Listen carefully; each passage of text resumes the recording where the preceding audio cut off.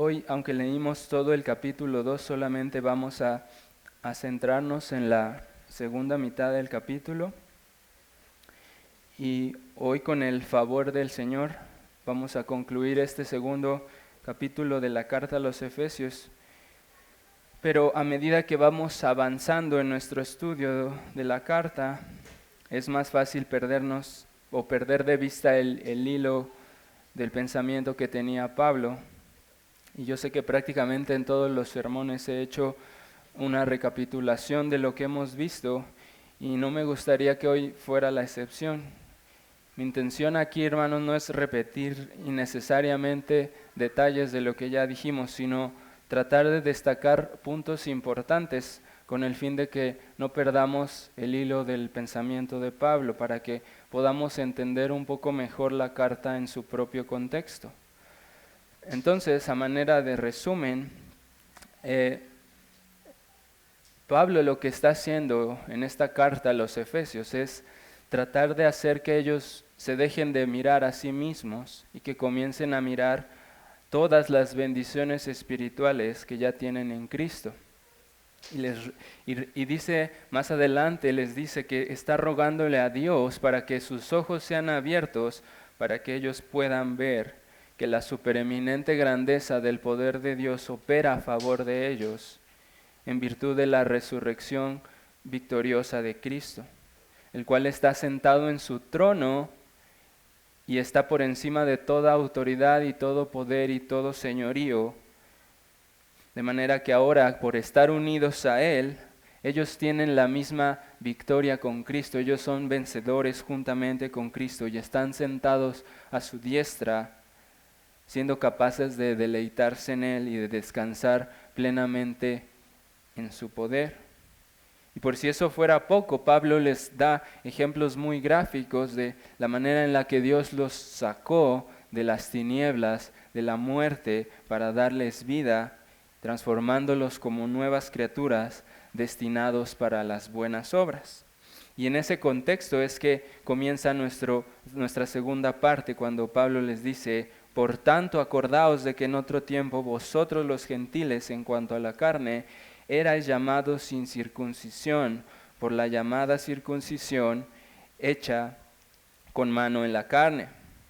En aquel tiempo estabais sin Cristo, alejados de la ciudadanía de Israel y ajenos a los pactos de la promesa, sin esperanza y sin Dios en el mundo. Pero ahora en Cristo, vosotros que en otro tiempo estabais lejos, habéis sido hechos cercanos por la sangre de Cristo.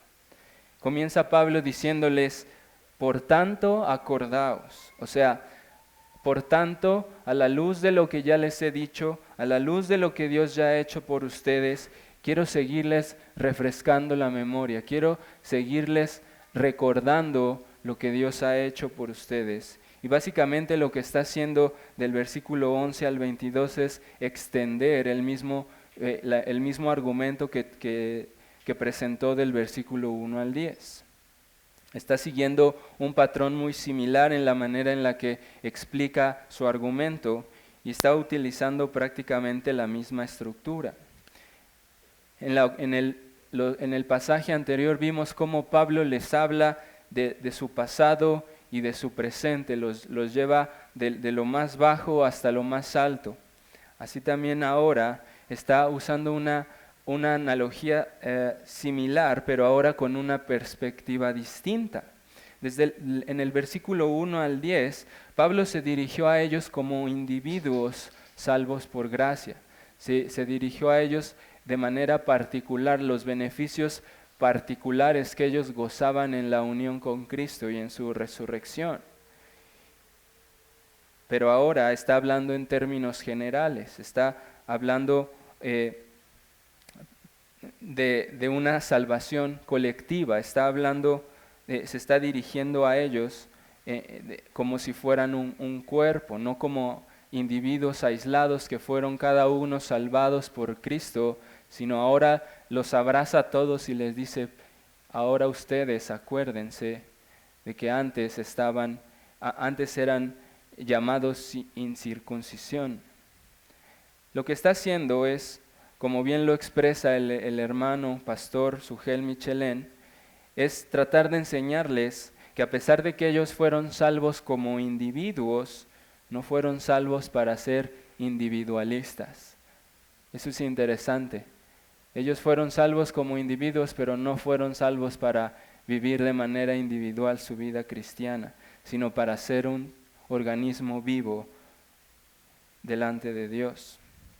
Y eso nos lleva a aprender un principio fundamental de la fe cristiana, hermanos. Es imposible ser cristianos aislados. La vida cristiana no puede desarrollarse plenamente en lo privado. Sería incongruente que uno de nosotros dijera, es que yo ya estoy reconciliado con Dios, pero no voy a la iglesia porque ahí hay muchos problemas. Por eso ahí yo para evitarme problemas y estar en paz, mejor me quedo con mi relación con Dios, mi relación personal con Dios y listo, es todo lo que necesito porque Él ya me salvó, Él ya me perdonó y todo está bien entre Él y yo. Pero hermanos, ¿cómo podría ser eso? ¿Cómo puede uno decir que está en paz con Dios, pero no está en paz con la iglesia de Dios? ¿Cómo puedes decir que estás reconciliado con Él, pero al mismo tiempo estás enemistado con los que Él reconcilió? Es algo totalmente incongruente y eso es lo que Pablo está tratando de hacer.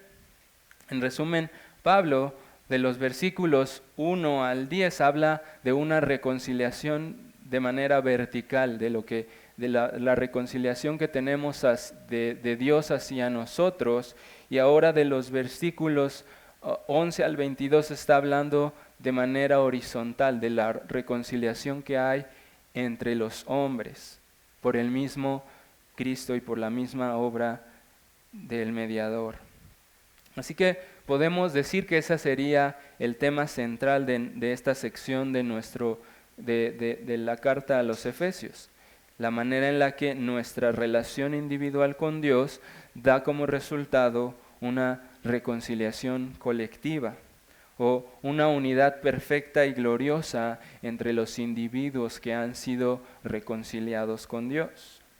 Así que la estructura de nuestro pasaje la vamos a dividir en tres, por si gustan anotar la estructura. Vamos a ver de los versículos 11 al 12 cuál es el problema. Pablo va a hablar de un problema ahí. Luego de los versículos 13 al 18 vamos a ver cómo Dios soluciona ese problema, la solución de parte de Dios. Y de los versículos 19 al 22, Pablo va a recapitular esta idea por medio de ejemplos. O sea que de los versículos 19 al 22 vamos a ver una recapitulación por medio de ejemplos. Entonces comencemos con la primera parte de los versículos 11 al 13, donde vemos el problema. Dice, versículo 11 al 13, por tanto, acordaos de que en otro tiempo vosotros los gentiles en cuanto a la carne erais llamados incircuncisión por la llamada circuncisión hecha con mano en la carne. En aquel tiempo estabais sin Cristo, alejados de la ciudadanía de Israel y ajenos a los pactos de la promesa, sin esperanza y sin Dios en el mundo. Pero ahora en Cristo, vosotros que en otro tiempo estabais lejos, habéis sido hechos cercanos por la sangre de Cristo. En los versículos anteriores, Pablo ya los había llevado a tocar el fondo. Los que estuvieron en la última vez que vimos este capítulo, vimos cómo Pablo los llevó hasta el fondo de la miseria, a ver su muerte, su podredumbre y ver cómo sin Cristo estaban literalmente muertos. Pero ahora lo que está haciendo Pablo es dirigirse a un grupo específico de la iglesia, porque la iglesia de Éfeso estaba constituida mayormente por gentiles. Entonces, como la gran mayoría eran gentiles, dice, después de llevarlos a las profundidades, decirles, ustedes estaban así muertos, les dice, pero además acuérdense de otro agravante, que ustedes eran gentiles, que ustedes eran estaban lejos de la ciudadanía de Israel, que ustedes no eran parte del pueblo escogido de Dios. Y Pablo está haciendo esto como diciéndoles, es necesario que también se acuerden de esto. ¿Se acuerdan que estaban muertos y que Él los salvó?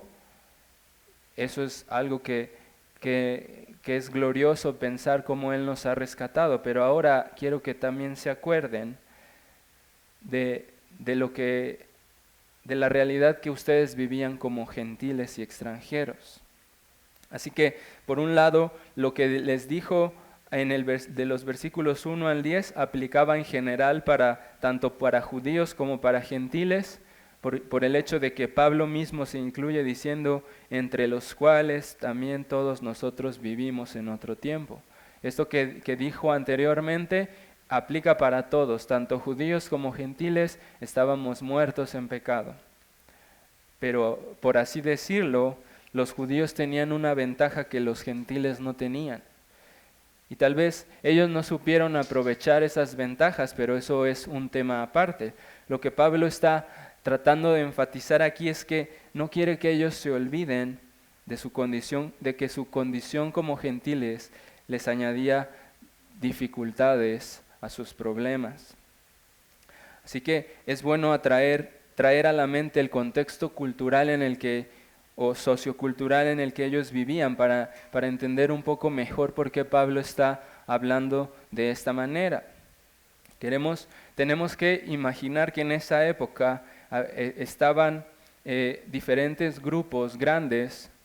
Por un lado estaban los griegos, que tenían una alta estima por sus filosofías y tenían como un aire de grandeza, de superioridad, al grado de que si tú eras griego, todo aquel que no fuera griego era bárbaro, y ponían una barrera, así decían, nosotros somos los griegos, los sabios, los intelectuales, los que saben, y esos de afuera son bárbaros, con una terminología despectiva. Por otro lado teníamos a los romanos, hermanos, que eran prácticamente el imperio dominante y que tenían ventajas y comodidades que ningunos otros tenían porque ellos tenían una ciudadanía romana. Y por causa de esa ciudadanía ellos también se sentían los más especiales del mundo. Pero ellos no solo se jactaban y menospreciaban a los demás, sino que eso causaba que los que no eran ciudadanos y los que no tenían esos privilegios los odiaran a ellos y los envidiaran por esa condición que ellos tenían. Y en tercer lugar teníamos a los judíos, que ellos menospreciaban y aborrecían a todos los que no fueran judíos. Ellos decían, nosotros somos el pueblo escogido de Dios y los que no son del pueblo son perros inmundos. Así los consideraban. Ellos eran despectivos a más no poder. Ellos son perros inmundos que no pueden estar entre nosotros. Al grado de que Pedro nos da una pista de qué tan grave era esto o esta actitud que había entre ellos. Cuando si ustedes recuerdan, cuando fue la conversión de Cornelio, que Pedro fue a su casa y que recibió una visión de que tenía que ir a su casa, y él decía, es que yo no puedo comer cosas inmundas. El Señor le dijo, no puedes llamar inmundo a lo que yo he limpiado. Y en ese contexto, Pedro dice cuán vergonzoso, vamos a leerlo juntos en Hechos 10:28, cómo él describe esta situación que había entre los judíos y los gentiles. Hechos 10:28.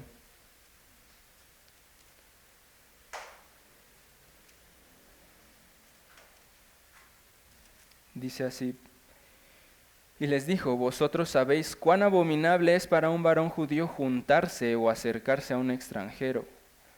Pero a mí me ha mostrado Dios que a ningún hombre llame común o inmundo. Esta situación, esta tensión y este odio y menosprecio que había a nivel global era algo muy grave. Para nosotros todas estas diferencias culturales tal vez no son tan relevantes. Tal vez nosotros pensamos que estos problemas que había entre estas naciones se parecían más a lo que ahora vemos en un partido de fútbol, las diferencias que hay entre los de un equipo y los de otro, y como que por un momento están peleados y ya después se les olvida. Eso era algo que tenían arraigado en su cultura, en su sangre. Entonces, en la vida práctica esas diferencias causaban conflictos de verdad grandes. Recuerden cómo Pablo mismo que escribe esta carta, él experimentó, él vivió en carne propia las consecuencias de toda esta enemistad cultural que había a su alrededor.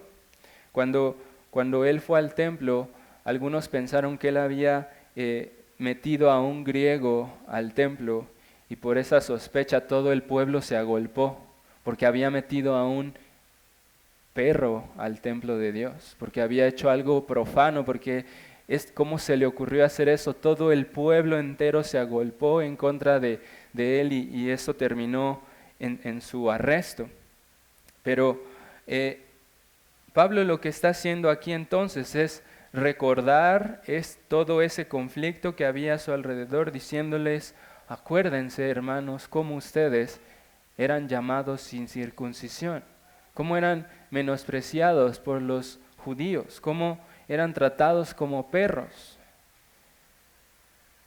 cómo los despreciaban y despectivamente les decían incircuncisos, y cómo estaban sin Cristo, alejados de la ciudadanía de Israel y ajenos a los pactos de la promesa, sin esperanza y sin Dios en el mundo.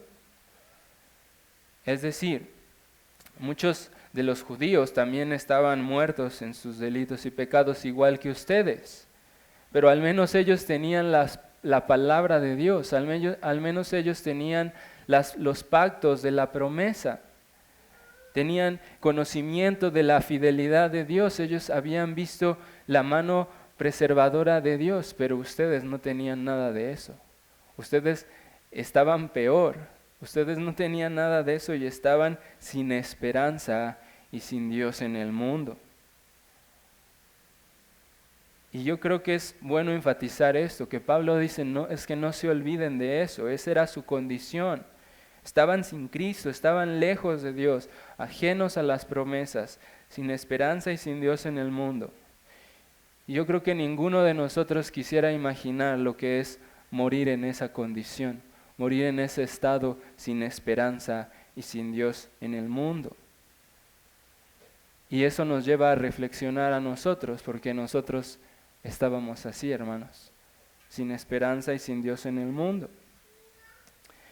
¿Qué esperanza o qué consuelo podríamos tener en este mundo sin Cristo? ¿O quién de nosotros, hermanos, podría decir que extraña su vida lejos de Cristo? ¿Quién dice, oh, cuánto añoro esos días en los que vivía hundido en mi pecado y lleno de destrucción y muerte, y donde toda mi vida estaba destruida y vacía? ¿Quién añora algo de eso?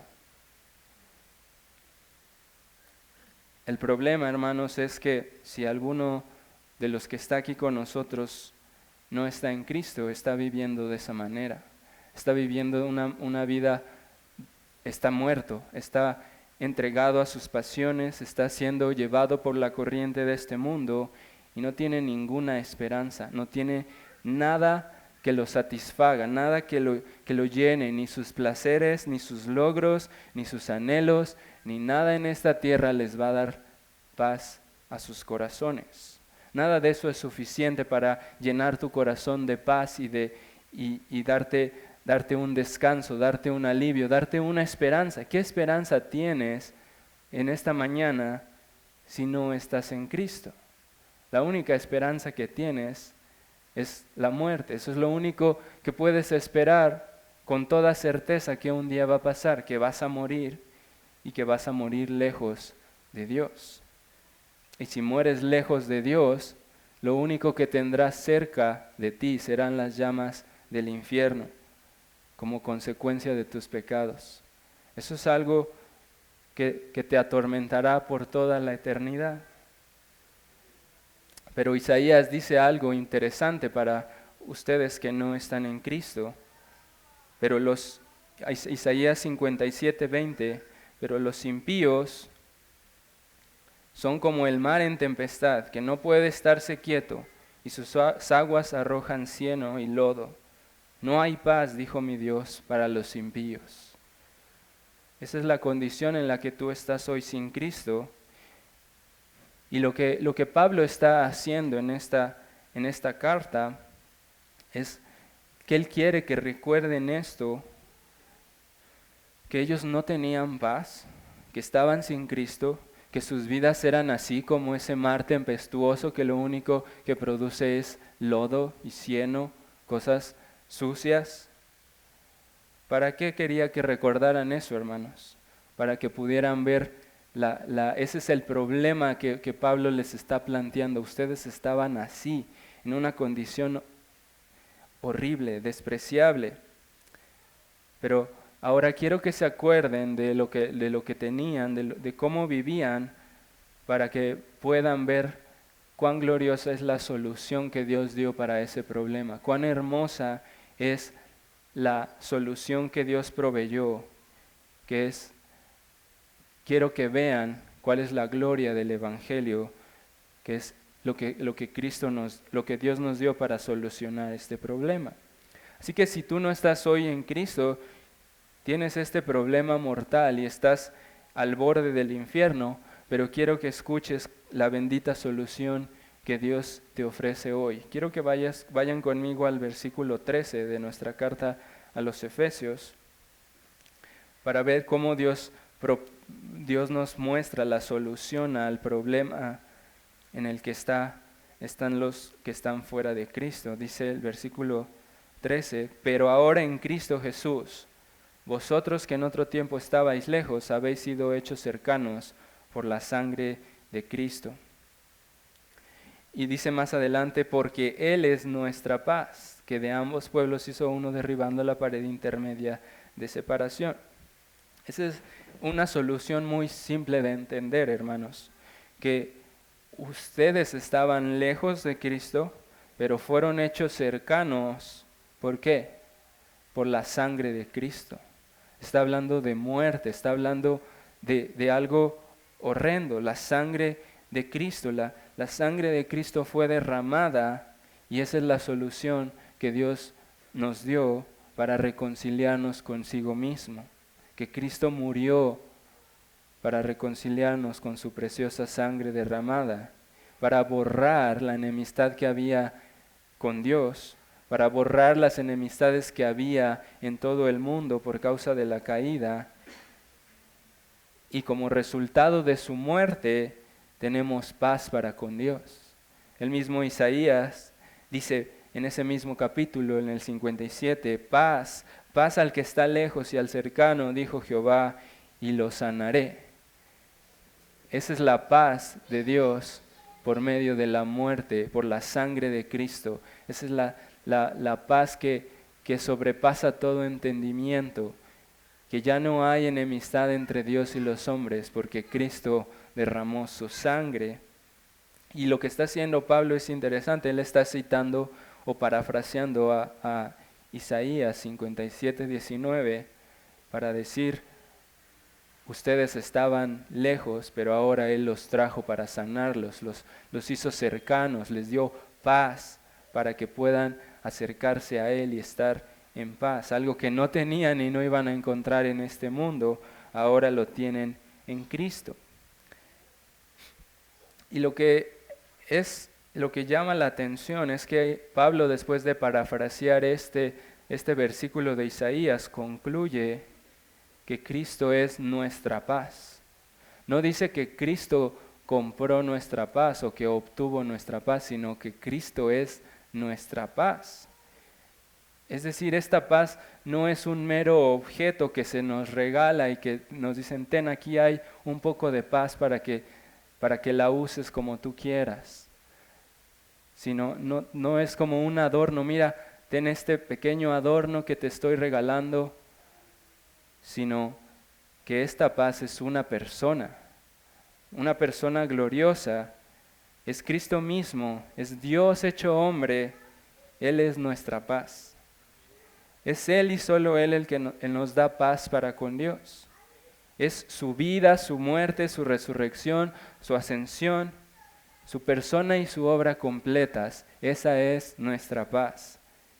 Y es por su infinita condescendencia y su gran bondad, que Él estuvo dispuesto a derramar su sangre para abolir la enemistad que había entre Dios y nosotros y darnos su paz, darnos a Él mismo. Y Él y solo Él, el mayor tesoro que cualquiera de los que está aquí podría tener, es Cristo. No son los beneficios de Cristo lo que primeramente debería alentarnos y llenarnos de gozo. Eso no es lo más glorioso que tenemos en Cristo. Es glorioso saber que hemos sido adoptados y que tenemos riquezas inescrutables en Cristo. Pero eso no es lo más glorioso. Lo más glorioso es que Cristo es nuestra paz. Lo más glorioso es que su sangre nos limpia de todo pecado para que lo podamos tener a Él, para que Él pueda ser nuestro, para que podamos tener una comunión perfecta con el Dios con el que estábamos enemistados. Y quiero que nos detengamos a pensar en eso un momento. Tener a Cristo, hermanos, es tenerlo todo. Tener a Cristo es tener el mayor deleite que cualquiera podría tener, y no hay nada más precioso que podamos decir junto con la esposa de Cantares: mi amado es mío y yo soy suya. Mi Cristo es mío y yo soy de Él. Él es mi paz, Él es mi todo. No tengo nada mejor en esta tierra. Y yo quiero preguntarnos si así es como estamos mirando hoy a Cristo. No importa si somos creyentes o no somos creyentes. Medita en hoy cómo estás mirando a Cristo. ¿Qué es lo que piensas de Él? ¿De verdad crees que Él es tu paz? ¿O acaso tu paz depende de otra cosa en este mundo? ¿Acaso tu paz depende de una estabilidad financiera o de éxito en esta tierra? ¿De verdad tu paz está en Cristo? Porque la manera en la que mires a Cristo esta mañana se va a ver reflejado en tus actos, en tus pensamientos, en tus prioridades, en tus decisiones, en tus actitudes. Y si eres cristiano y tu corazón ha perdido su primer amor y ya no estás viendo a Cristo así tan hermoso como tu paz, como que Él es tuyo y tú eres de Él, es el momento perfecto hoy, hermano, para que renueves tus votos delante de tu amado, para que lo mires otra vez tan hermoso como Él es, para que lo mires como tu todo en todo, para que te deleites en Él como tu amado y te reconcilies otra vez con Él, por así decirlo, para que veas cuán grande es la reconciliación que Él te ha dado. Sin importar cuán avergonzado te sientas por lo frío que está tu corazón, acuérdate que antes estabas sin Él y estabas muy pero muy lejos de Él, pero ahora en Cristo, dice Pablo. Es la misma estructura de los versículos anteriores, pero Dios hace un contraste enorme, pero ahora en Cristo has sido hecho cercano y puedes apropiarte de las palabras de Isaías. Paz, paz al que está lejos, dijo Jehová, y lo sanaré. Así que si, hermanos, si tu corazón está así duro, frío hacia nuestro amado, acércate a Él y Él lo sanará. Y que su amor vuelva a encender tu alma en amor hacia Él. Considera que consideres ahora, yo creo que la intención de Pablo aquí es que primero ellos recuerden, que tengan esa sensación de lo que era estar sin Cristo y de cuánto Él los ama, de cómo Él es tan estrechamente nuestra paz, para que consideren que eso que tienen no se los dio Dios nada más para estar cómodos, para vivir bien, pues ya estoy en paz con Dios, ahora puedo vivir como yo quiera y ya no tengo que darle cuentas a nadie ni estar cerca de nadie, puedo hacer lo que yo quiera. Lo que Pablo creo que está haciendo es que primero ellos se vean beneficiados por esa paz, para que recuerden que no es una paz individual, sino es una paz colectiva. Cristo los salvó y les dio paz para que también ellos estén en paz con su pueblo. Es decir, Pablo les está diciendo, ustedes estaban lejos, pero fueron acercados a Él, se fueron hechos cercanos para estar cercanos a Él y para estar cercanos a su pueblo. No pueden estar lejos de esta iglesia porque, como lo vamos a ver más adelante, esta iglesia es gloriosa. Y entonces Pablo en el versículo 14 dice, porque Él es nuestra paz, que de ambos pueblos hizo uno, derribando la pared intermedia de separación, aboliendo en su carne las enemistades, la ley de los mandamientos expresados en ordenanzas, para crear en sí mismo de los dos un solo y nuevo hombre, haciendo la paz, y mediante la cruz reconciliar con Dios a ambos en un solo cuerpo, matando en ella las enemistades. Y vino y anunció las buenas nuevas de paz a vosotros que estabais lejos y a los que estaban cerca, porque por medio de Él los unos y los otros tenemos entrada por un mismo Espíritu al Padre.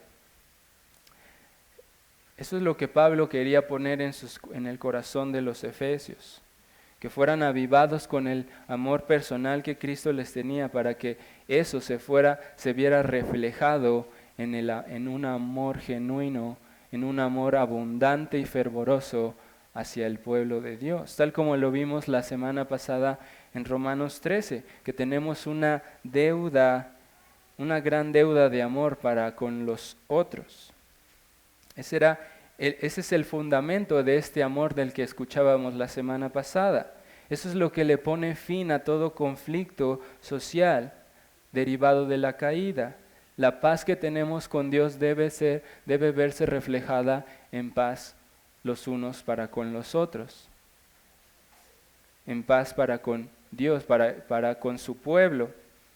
Y así como amamos y nos deleitamos tanto en amar al Dios que nos salvó, también debería estar nuestro corazón inclinado a amar con ese fervor a la iglesia que Cristo compró con su sangre. Y eso es lo que Pablo quiere enfatizar, que todo ese odio, ese menosprecio, esas barreras que estaban ahí por causa de los mandamientos de la ley, o más bien por causa de la manera en la que los judíos interpretaban la ley para excluir a todos y sentirse especiales, porque dice que vino a abolir esas enemistades y a abolir esas leyes expresadas en mandamientos, no porque la ley fuera mala, no porque Dios hubiera hecho una ley divisiva, sino porque los judíos estaban malinterpretando la ley para excluir a los gentiles, cuando en realidad tenían el mismo propósito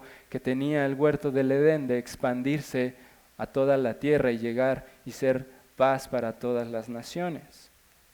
Entonces, lo que está diciendo Pablo aquí es que la muerte de Cristo destruye todo ese odio, destruye todo ese rencor, todas esas rivalidades y enemistades, envidias, y que la destrucción de ese odio tuvo un precio muy alto. El costo para destruir esa enemistad que había entre los hombres fue la sangre de Cristo. Cristo derramó su preciosa sangre para poder crear a un solo y nuevo hombre, haciendo la paz. Así que eso no es poca cosa, hermanos.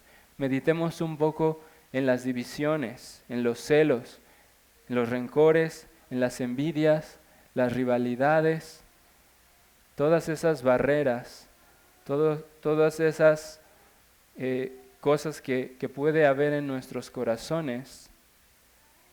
Y démonos cuenta, hermanos, que cosas parecidas a esas no son pecados simples, son cosas abominables, son cosas intolerables. Y también ahí creo que es bueno reflexionar cómo está nuestro corazón en ese sentido. Si de casualidad estamos tolerando algún tipo de enemistad en nuestros corazones. Si de casualidad estamos permitiendo que se engendren pensamientos de rencor, envidia o cosas semejantes en nuestro corazón. si de casualidad nos amamos tanto a nosotros mismos que estamos dispuestos a tolerar ese pecado que causó la muerte de nuestro Señor. Por eso es abominable la división entre nosotros, porque Cristo murió para vencer esa división. Cristo murió para que ya no hubiera esa barrera. Él habla con un lenguaje de muerte, Él abolió eso, le dio muerte, lo mató en la cruz. Es algo que se tenía que extirpar. No podía tolerar eso y para arrancar ese tumor Él tuvo que morir y derramar su sangre.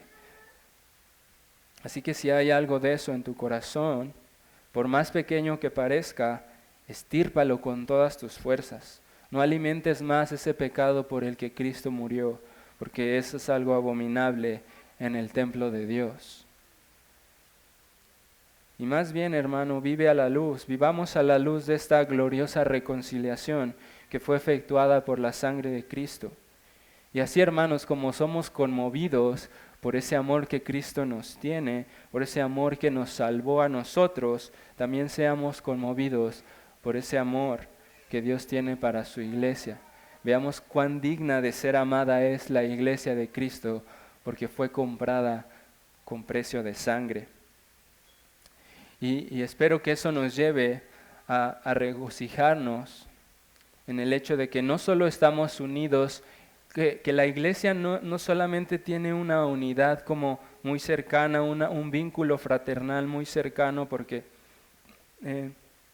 como un mero vínculo cercano, sino que como dice Pablo, esa unión tan cercana que tenemos, y gracias a esa unión ahora, por medio de los unos y los otros, tenemos entrada por un mismo espíritu al Padre. Esa reconciliación que hay en la iglesia, esa unidad que hay entre nosotros, también tiene como consecuencia que podemos entrar por un mismo espíritu al Padre. Podemos tener una comunión cercana con nuestro Dios. Podemos disfrutar de eso. Eso no significa, hermanos, que la iglesia es perfecta. No significa que en la iglesia todo es felicidad y estamos de acuerdo en todos y todos pensamos exactamente igual y nunca va a haber un roce, nunca va a haber una opinión distinta. Eso no es lo que significa. Lo que significa es que debemos aprender a vencer todo eso y a buscar el bien y la unidad entre nosotros. Así que, a manera de resumen, lo que Pablo ha dicho hasta ahora tiene la intención de despertar en ellos un sentido de unidad y reconciliación, que en ellos verdaderamente se despierte un amor entrañable por la amada iglesia de Cristo. Y con el fin de que esta verdad se quede bien clavada en sus corazones, Él va a pasar a reiterar esta unidad que hay en la iglesia por medio de ejemplos o ilustraciones que pueden ensanchar nuestros corazones, y eso es lo que nos lleva al último punto de nuestro sermón. Es una de los versículos 19 al 22, Pablo hace una recapitulación de esta unidad que hay entre judíos y gentiles por medio de ejemplos. Va a ejemplificar cómo se ve eso, cómo se ve esa unión, y va a poner ejemplos muy particulares de cómo esa unión es tan perfecta y tan estrecha. Pablo dice del versículo 19 al 22, así que ya no sois extranjeros ni advenedizos, sino conciudadanos de los santos y miembros de la familia de Dios, edificados sobre el fundamento de los apóstoles y profetas, siendo la principal piedra del ángulo Jesucristo mismo, en quien todo el edificio bien coordinado va creciendo para ser templo santo en el Señor, en quien vosotros también sois juntamente edificados para morada de Dios en el Espíritu. Y a manera de resumen, Pablo utiliza aquí 3 figuras que ilustran cuán cercana es la unidad que hay entre judíos y gentiles. Presenta la figura de una nación, la figura de una familia y la familia de un templo. Todos esos son núcleos muy cercanos. Y podríamos meditar en cada figura por separado, pero Pablo aquí le da mucho más énfasis a la figura del templo. Y quisiera que utilicemos este tiempo que nos resta para considerar a la iglesia otra vez como templo de Dios, con la esperanza de que eso ensanche nuestros corazones para que podamos amar todavía más a nuestra iglesia. Ser movidos a amar con fervor, con más fervor a Cristo y a su iglesia. Y no solo a su iglesia así en términos generales, sino particularmente a nuestra iglesia local. Entonces, recordemos que la idea central de este pasaje tiene que ver con la unidad y la reconciliación que había entre los judíos y los gentiles. Y, o sea que Pablo, en conclusión, les está diciendo, recuerden que ustedes eran gentiles, que estaban lejos, que había una enemistad horrenda entre ustedes y los judíos, que estaban lejos de la ciudadanía de Dios y no tenían esperanza. Estaban lejos de esta ciudadanía, pero ahora ya tienen la ciudadanía, ahora ya no son extranjeros, ahora ya son conciudadanos.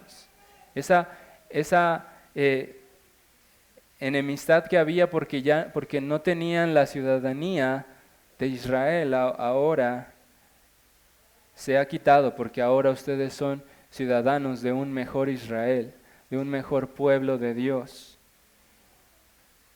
Y ustedes ya no son hijos de ira, ya no viven así, ya no son lo mismo que los demás, no están en la corriente de este mundo, ahora son una familia en Dios. Y por si eso fuera poco, si eso no les parece ya glorioso, quiero que sepan que ahora son tan cercanos ustedes, que ustedes son el templo de Dios. El templo de Dios, hermanos. O sea, no dice son como el templo de Dios. No les dice son como un templo, son el templo de Dios. Y yo quiero que pensemos por un instante cómo pudo haber recibido esa expresión los oídos de un judío de esa época. O sea, a la luz de lo que ya hemos dicho, ¿cómo sonaba eso en la mente de un judío?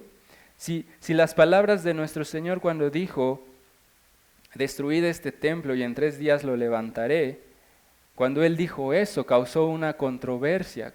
¿Qué está diciendo? ¿Cómo que Él es el templo? ¿Cómo que lo destruyas y se va a reconstruir?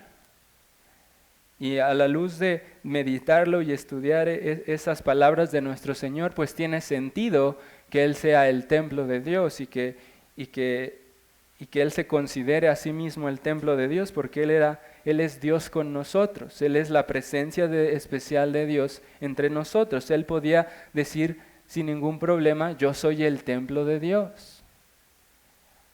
Pero decir que los gentiles son el templo de Dios, que esos a los que les llamaban perros, incircuncisos, inmundos, ¿esos son el templo de Dios? Esos debió ser un choque para las mentes de todos, de ellos mismos, porque ellos estaban familiarizados con esa controversia, con esa separación, con esa distancia. Ustedes hasta aquí pueden pasar, ya no pueden visitar el templo, sí, pero hasta aquí. Pueden verlo por fuera, pero no pueden entrar. Entonces, para un judío del primer siglo eso podría haber sonado como una blasfemia impensable. Y de hecho para nosotros, si no estuviera escrito esto, hermanos, sería difícil concebir esa idea que los gentiles son el templo de Dios. Son palabras mayores. Es difícil de concebir esta idea, pero la idea de un templo para los efesios no era cosa ajena. De hecho, ellos su ciudad era la sede de uno de los templos más impresionantes e imponentes de la historia humana. Un templo que ya no existe pero que sigue siendo recordado, el templo de Artemisa, que era una de las 7 maravillas del mundo antiguo. Los escritos que hay de las personas que conocieron ese lugar y las demás maravillas daban testimonio de que esa maravilla en particular era algo impresionante. Algunos describían como si estuvieran llegando al cielo. Y de manera que ellos decían que el templo de Artemisa era tan hermoso que no había otra edificación tan impresionante, tan imponente como esa. Así que en la cultura antigua en general, los templos, hermanos, no eran algo ajeno. Y de hecho tenían un concepto muy distinto al que nosotros tenemos de un templo. Para ellos los templos eran cosa seria, era algo importante un templo, no era cosa menor. Ellos entendían que los templos estaban estrechamente ligados a la deidad. Y el templo, que para ellos sobresalía más por su contexto y por su ciudad, pues obviamente era el templo de Artemisa. Y es curioso, hermanos, que en el culto a Artemisa se acostumbraba que los templos que estaban dedicados a Artemisa, o en el templo de Artemisa, las columnas, que eran columnas enormes, tuvieran grabados los nombres de las personas más importantes de esa ciudad.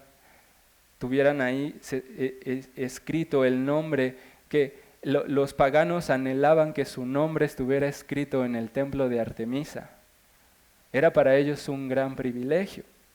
Pero por esa razón Pablo en Apocalipsis 13 dice, Apocalipsis 3:12, al que venciere yo lo haré columna en el templo de mi Dios, y nunca más saldrá de allí, y escribiré sobre él el nombre de mi Dios y el nombre de la ciudad de mi Dios, la nueva Jerusalén.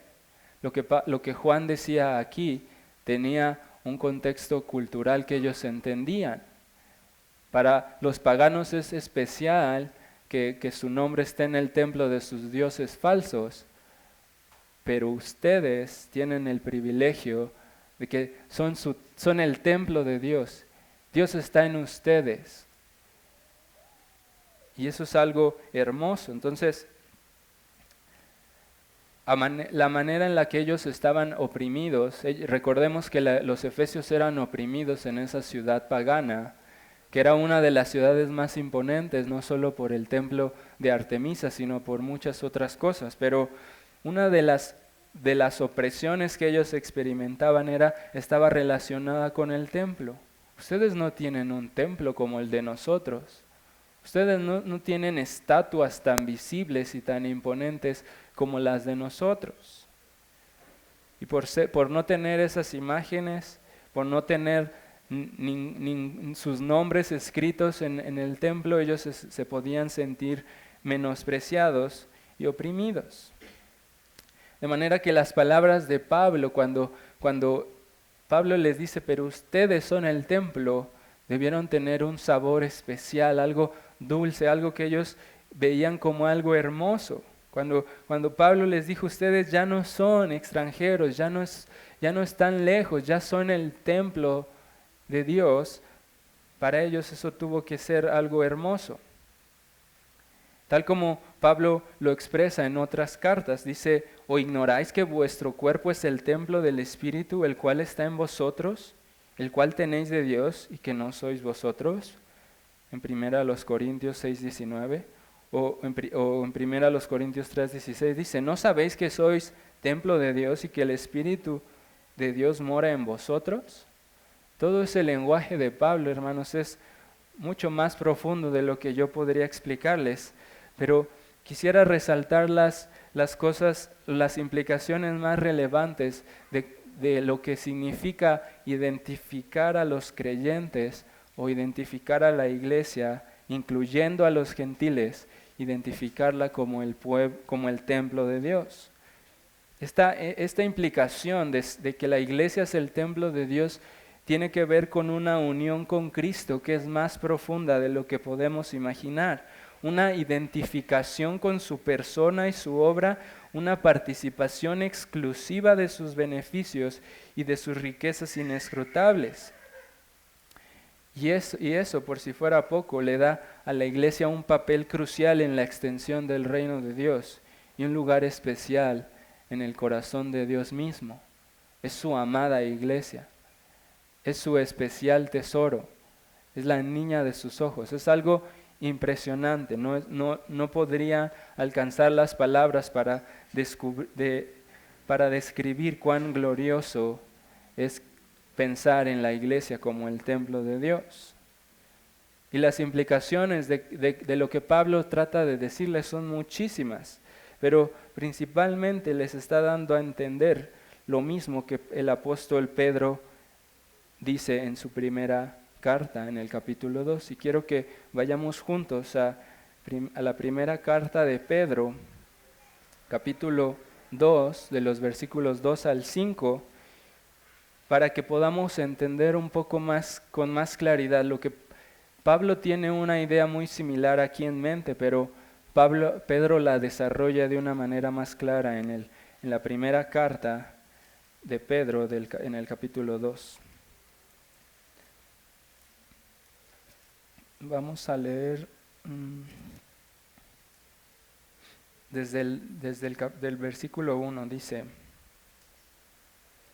desde el versículo 1 al 5, dice: desechando pues toda malicia, todo engaño, hipocresía, envidias y todas las detracciones, desead como niños recién nacidos la leche espiritual no adulterada, para que por ella crezcáis para salvación, si es que habéis gustado la benignidad del Señor, acercándoos a Él, piedra viva, desechada ciertamente por los hombres, mas para Dios escogida y preciosa.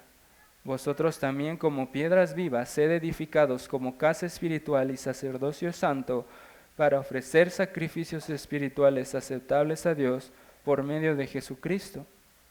Entonces, en pocas palabras, Pablo les está diciendo que la reconciliación que Dios ha obrado con ellos es tan profunda que no solo los acerca un poco a Dios, sino que los convierte en el templo de Dios, de la morada especial de Dios, y que Cristo mismo es el fundamento de este templo. Este templo está fundamentado en Cristo y en el fundamento de los apóstoles, en su palabra, en la verdad de Dios. Por lo tanto, debido a que ellos ya habían creído en Cristo, ahora Él era la piedra angular de ese templo que ellos son. Y les hace ver una realidad importante. Les está diciendo que Pedro les dice: desechen todo el pecado para que puedan crecer en la palabra, para que puedan crecer, anhelar la palabra de Dios y crecer en ella. Y luego les dice: acérquense a la piedra viva, acérquense a Cristo, que es la piedra de la que hablaban las profecías, que iba a caer una piedra que iba a derribar a todas las naciones, y ahí iba a empezar a reinar el Cristo, ahí iba a empezar el reino glorioso de Dios en la tierra. Entonces, el Señor Jesús es nuestra piedra angular, y los que creen en Él, para ellos es hermoso, y los que no creen en Él, por Él, se tropiezan y son condenados. Y eso es lo que dice más adelante Pedro en el versículo 6 al 8, que dice: por lo cual también contiene la escritura: he aquí pongo en Sión la principal piedra del ángulo, escogida, preciosa, y el que creyere en Él no será avergonzado. Pues para vosotros pues los que creéis, Él es precioso. Pero para los que no creen, la piedra que los edificadores desecharon ha venido a ser la cabeza del ángulo, y piedra de tropiezo y roca para hacer caer, porque tropiezan en la palabra, siendo desobedientes, a lo cual fueron también destinados. Y luego sigue hablando de ellos como una nación santa y un sacerdocio santo. Y a manera de conclusión, hermanos, esta última parte nos hace ver cuán hermosa y gloriosa es la reconciliación que tenemos en Dios, cuán hermoso es que nos haya hecho su templo. Y así como lo comentamos la vez pasada, comentábamos, si recuerdan el ejemplo del diamante, de cómo la formación de un diamante era algo asombroso y que en ese sentido la formación de un cristiano era algo indescriptible. O sea, ver a alguien que es cristiano y que ha sido reconciliado con Dios es un milagro sobrenatural. Y así también, así como los paganos consideraban que ver el templo de Artemisa era lo más hermoso, era un logro, era algo fabuloso llegar ahí y ver ese templo. Nosotros deberíamos considerar que la iglesia del Señor, que el templo de Dios es glorioso y es mucho más glorioso que cualquier templo, que cualquier maravilla del mundo, y que prácticamente es una de las nuevas maravillas o una de las maravillas del mundo nuevo, del mundo venidero. Y eso es lo que quiero que se quede en nuestros corazones, para que de alguna manera eso nos lleve a amar y apreciar más al pueblo de Dios, al pueblo escogido de Dios, que es templo santo de Dios. En el templo de Dios no puede haber cosas inmundas de ningún tipo, no puede haber pecados de ningún tipo, ni puede haber divisiones ni enemistades. Y que en segundo lugar, hermanos, considerar a la iglesia como un templo nos lleve a anhelar pacientemente y con gran expectativa el día en el que se concluya la edificación total del templo, en el que Cristo morará físicamente entre nosotros, hermanos. Lo veremos cara a cara, estaremos ahí en su presencia. Moraremos eternamente reconciliados con Él y tendremos la comunión más íntima y perfecta con Él, porque Él es nuestra paz. Así que sigamos esforzándonos en crecer, porque lo que está diciendo Pablo es que ellos van creciendo, y la idea de Pedro es que ellos también van creciendo en la palabra de Dios, como los niños que con la leche van creciendo. El templo de Dios también va creciendo y va siendo edificado y va siendo perfeccionado hasta el día glorioso en el que Cristo quite todos los andamios y todas las cosas que Él ha ido trabajando con su pueblo. Cada piedra la ha ido perfeccionando, cada uno de nosotros está siendo perfeccionada como una piedra viva. Y algunos comentaristas dicen, imaginen eso.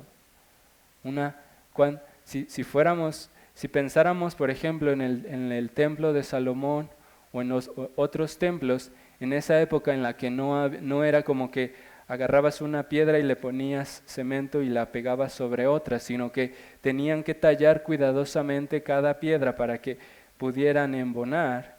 Algunos dicen, ¿cuán doloroso sería estar en el lugar de esa piedra y estar siendo una y otra vez pulido y martillado y cincelado para poder entrar en ese templo? Lo que nosotros somos es una obra en construcción del Señor, y estamos siendo santificados para la morada del Espíritu, para que Él esté entre nosotros perfectamente. Por eso tiene que quitar todas nuestras manchas, por eso tiene que haber dificultades que nos hagan humillarnos, para que podamos estar listos para ser parte de ese templo. Como dice Pablo, somos un templo santo en el Señor, y dice al final, en quien vosotros también sois juntamente edificados para morada de Dios en el Espíritu. Que eso nos anime, hermanos, y nos haga amar a nuestro Dios, amar a su iglesia, amar a nuestra iglesia local, estimularnos para seguir creciendo y ser perfeccionados hasta que podamos estar en el templo glorioso de nuestro Señor por siempre. Amén. Vamos a orar, hermanos.